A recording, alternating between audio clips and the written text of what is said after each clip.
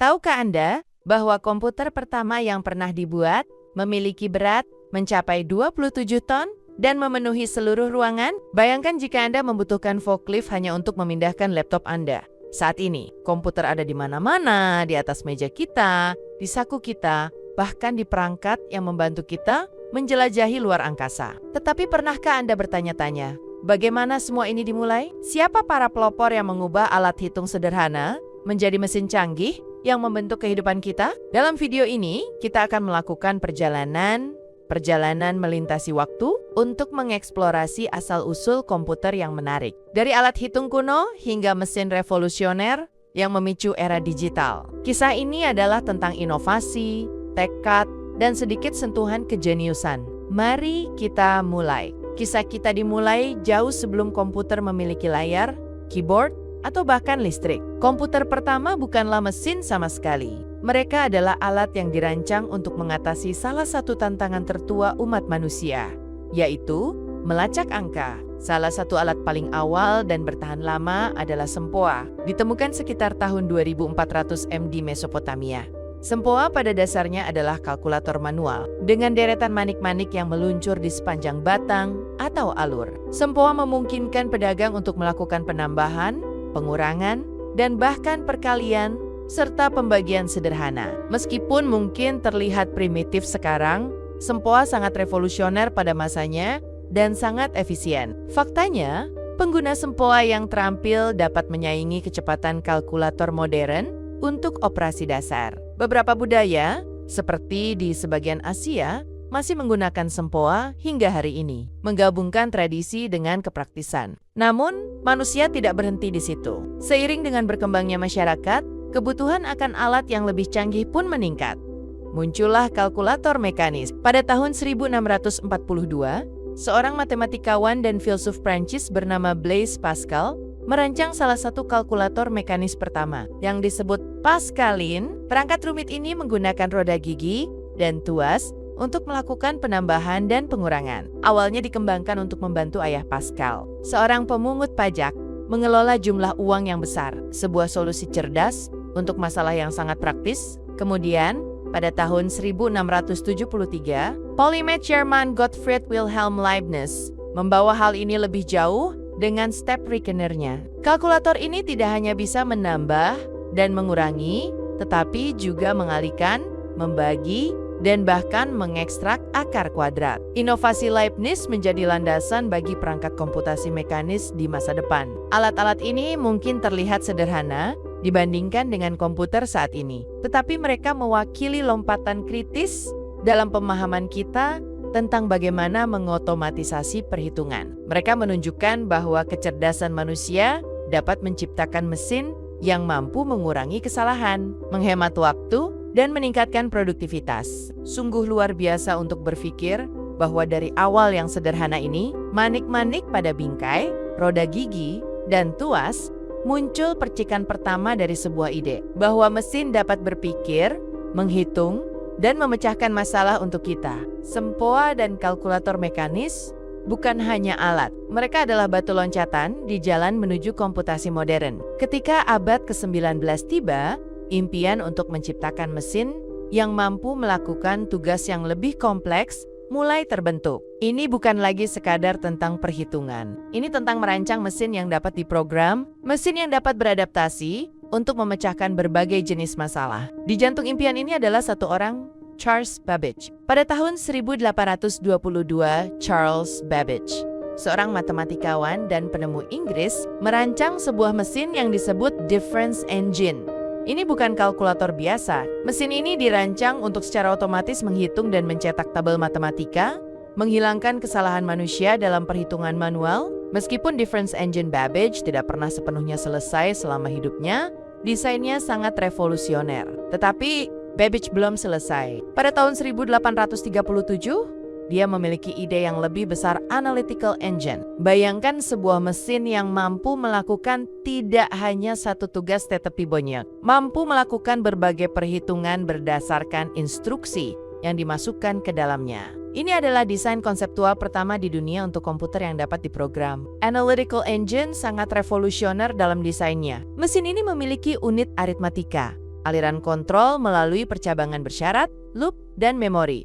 Konsep yang masih digunakan oleh komputer modern saat ini. Bahkan mesin ini mengandalkan kartu punch, metode yang terinspirasi dari mesin tenun Jacquard yang digunakan dalam manufaktur tekstil. Kartu punch ini pada dasarnya adalah bentuk pertama dari pemrograman komputer. Tetapi tidak ada cerita tentang mesin Babbage yang lengkap tanpa menyebut Ada Lovelace. Sering disebut sebagai programmer komputer pertama. Ada adalah seorang matematikawan visioner yang bekerja sama dengan Babbage. Dia menulis catatan rinci tentang bagaimana analytical engine dapat diprogram, bahkan berteori bahwa suatu hari mesin ini dapat memproses tidak hanya angka, tetapi juga musik, teks, dan seni. Wawasan Ada sangat luar biasa. Dia melihat melampaui potensi langsung mesin dan membayangkan masa depan di mana komputer dapat menciptakan, menganalisis, dan mengubah seluruh bidang pengetahuan.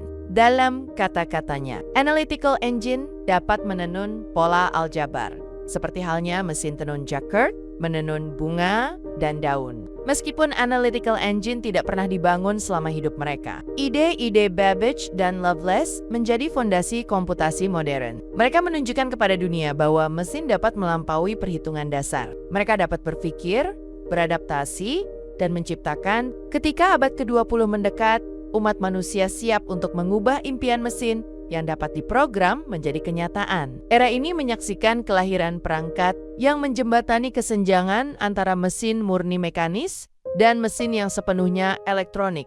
Era elektromekanis komputasi. Salah satu terobosan pertama terjadi pada tahun 1890-an, ketika penemu Amerika, Herman Hollerith, merevolusi pemrosesan data dengan mesin tabulasinya. Perangkat Hollerith menggunakan kartu punch untuk merekam dan memproses data. Sebuah inovasi yang membantu pemerintah Amerika Serikat menyelesaikan sensus tahun 1890 hanya dalam 2 tahun. Jauh lebih cepat dari sebelumnya. Kesuksesan ini tidak hanya memecahkan masalah logistik, tetapi juga meletakkan dasar bagi salah satu perusahaan paling berpengaruh dalam sejarah teknologi. IBM, sistem kartu punch Hollerith, menjadi standar untuk pemrosesan data selama beberapa dekade. Sementara itu, di seberang Atlantik, seorang matematikawan muda bernama Alan Turing sedang mengerjakan sesuatu yang lebih ambisius. Pada tahun 1936, Turing mengusulkan konsep mesin universal, sebuah perangkat teoretis yang mampu menyelesaikan masalah apapun yang dapat dijelaskan oleh algoritma. Ide Turing bukanlah mesin fisik,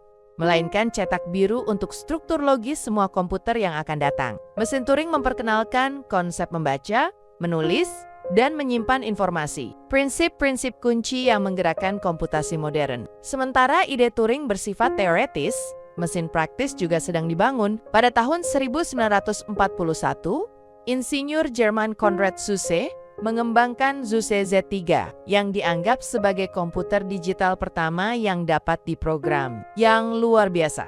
Mesin Zuse menggunakan relay elektromekanis untuk menjalankan instruksi, menjadikannya pendahulu komputer elektronik yang akan segera menyusul. Dan selama Perang Dunia II, perlombaan untuk mengembangkan perangkat komputasi yang lebih kuat menjadi semakin mendesak. Di Bletchley Park di Inggris, Colossus dibangun untuk memecahkan kode musuh. Selesai pada tahun 1944, Colossus adalah komputer elektronik pertama yang mampu memproses ribuan karakter per detik untuk membantu mendekripsi pesan Jerman. Mesin-mesin ini bukan hanya keajaiban teknologi, mereka adalah alat yang mengubah sejarah. Dari memproses data sensus hingga memecahkan kode perang, mereka menunjukkan kekuatan komputasi untuk memecahkan masalah dunia nyata dalam skala yang belum pernah terjadi sebelumnya. Namun, ini hanyalah awal. Dengan berakhirnya era elektromekanis, datanglah fajar komputer yang sepenuhnya elektronik. Mesin yang akan mendefinisikan kembali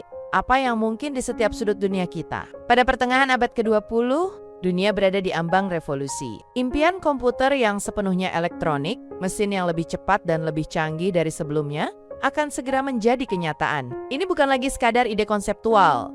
Mereka sudah beroperasi penuh, dan mereka mengubah jalannya sejarah. Pada tahun 1945, Amerika Serikat meluncurkan ENIAC, dibangun oleh John Presper Eckert. dan John Mauchly. ENIAC sering dirayakan sebagai komputer elektronik serbaguna pertama dengan berat lebih dari 27 ton dan panjang 80 kaki. ENIAC menggunakan 17.468 tabung vakum untuk melakukan perhitungan dengan kecepatan 1000 kali lebih cepat daripada mesin elektromekanis pada masanya. Mesin raksasa ini dapat melakukan 5.000 penambahan atau 357 perkalian per detik. Awalnya dirancang untuk digunakan sebagai komputer. ENIAC dirancang untuk menghitung lintasan artileri selama Perang Dunia II.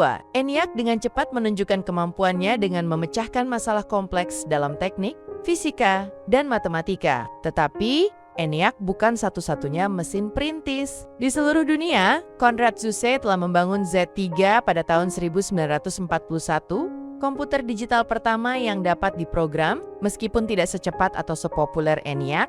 Z3 adalah terobosan. Mesin ini dapat menjalankan instruksi dari program yang tersimpan, konsep yang menjadi pusat komputasi modern. Dan jangan lupakan Colossus, yang selesai dibangun pada tahun 1944 di Inggris. Mesin elektronik ini tidak hanya cepat tetapi juga vital, dibangun untuk memecahkan kode Jerman selama Perang Dunia II. Colossus membantu sekutu mendekripsi pesan terenkripsi, memperpendek perang, dan menyelamatkan banyak nyawa. Pada tahun 1951, Eckert dan Mauchly melanjutkan dengan membangun Univa C1, komputer pertama yang dirancang untuk aplikasi bisnis. Univa C1 digunakan oleh Biro Sensus dan bahkan membantu memprediksi hasil pemilihan presiden tahun 1952, membuktikan potensi komputasi di bidang yang jauh melampaui sains dan perang. Mesin-mesin ini sangat monumental, tidak hanya dalam ukurannya, tetapi juga dalam dampaknya. Mereka memperkenalkan konsep yang sekarang menjadi dasar komputasi,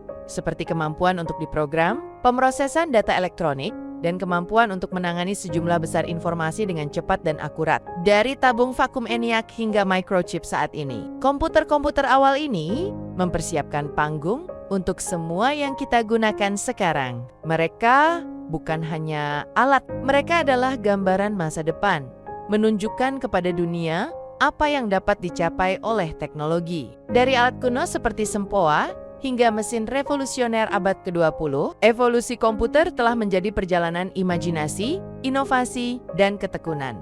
Tetapi apa warisan dari para pelopor awal ini? Bagaimana pencapaian mereka bergema di dunia yang kita tinggali saat ini? Warisan komputer awal terletak pada fondasi yang mereka bangun. Konsep seperti kemampuan untuk diprogram, logika biner, dan komputasi otomatis masih menjadi inti dari setiap perangkat yang kita gunakan saat ini. Transisi dari mesin seukuran ruangan hingga ponsel yang muat di saku adalah sesuatu yang luar biasa. Tetapi itu tidak akan mungkin terjadi tanpa langkah-langkah pertama itu. Ambil contoh komputasi bisnis. Mesin seperti Univa 1 membuktikan bahwa komputer dapat melampaui aplikasi militer dan akademis. Mereka merevolusi industri, termasuk keuangan, manufaktur, dan kesehatan. Semua dengan mengotomatisasi proses dan menganalisis data lebih cepat dari sebelumnya. Dan jangan lupakan dampak pendidikan. Komputer awal membuka jalan bagi revolusi komputer pribadi pada tahun 1970-an dan 80-an. Berkat perusahaan seperti Apple, IBM, dan Microsoft, kekuatan komputasi menjadi dapat diakses oleh orang biasa, memicu gelombang inovasi yang terus berlanjut hingga hari ini. Hari ini, warisan komputer pertama dapat dilihat di setiap sudut kehidupan kita.